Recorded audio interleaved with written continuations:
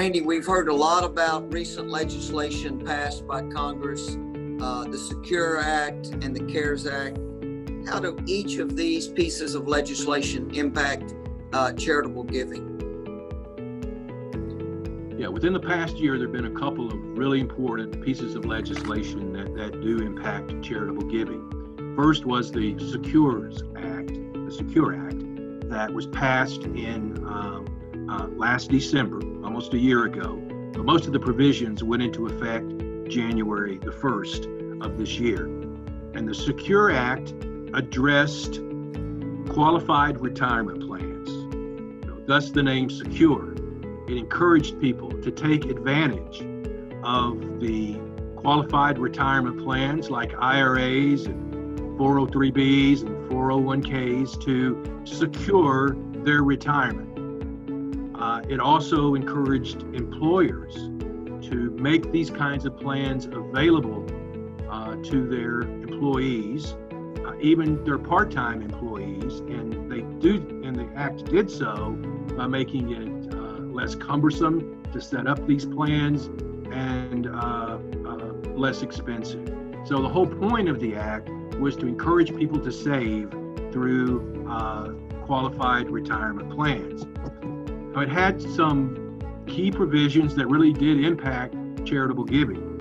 The first was that it changed the age where an individual is required to take distributions from their retirement plan. Before it was at 70 and a half, it changed that to 72, which gave people more time to save without having to take withdrawals from their retirement plan.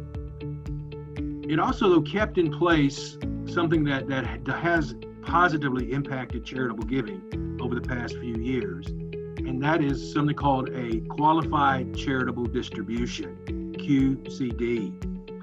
When you reach the age of 70 and a half, you can begin to make charitable gifts directly from your IRA, and it specifically has to be an IRA, to qualified charitable organizations without incurring tax on that withdrawal.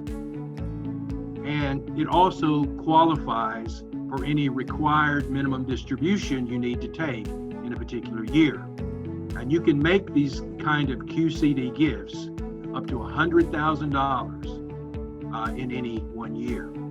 So while the required minimum distribution was raised to 72, the Act still allows you to make charitable gifts from your IRA at age 70 and a half. And so there may be some confusion among people because those ages no longer match up like they used to. But the fact that you can make a real tax-advantaged gift from your IRA with money that you've never paid tax on, and will not have to then pay tax on that withdrawal as long as the distribution is made directly to charity is a great thing that charitable organizations have seen the benefit of.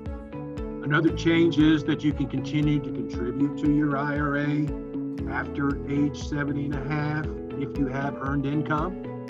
So as you can see, the spirit of the act was to encourage people to save and to continue to save even beyond 70 and a half.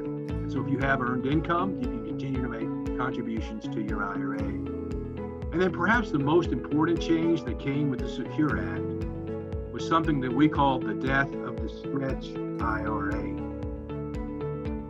Now, before the Secure Act, an individual could name their children, their grandchildren, the beneficiary of their IRA, and then that recipient could then take out from that IRA distributions over their lifetime. And so it could be over a very long period of time that someone is taking a distribution from an inherited IRA, 40 or 50 years. Well, the Secure Act changed that to require that all distributions from these inherited IRAs occur within a 10-year period. So that may change a lot of people's estate plans. They had hoped to provide for children or grandchildren an income for the rest of their lives, but that won't be possible now with inherited IRAs having to be distributed within a 10-year period. Now, there are opportunities charitably to do something similar to that. You can create in your will a charitable remainder trust, like we discussed, with the income going to children or grandchildren for the rest of their lives. There is no 10-year limit when you set up it's called a testamentary. It goes into effect at your death, a testamentary charitable remainder trust. So we may see an increase in interest in charitable remainder trusts as people try to accomplish something similar to what had been accomplished through a stretch IRA, which can no longer be done.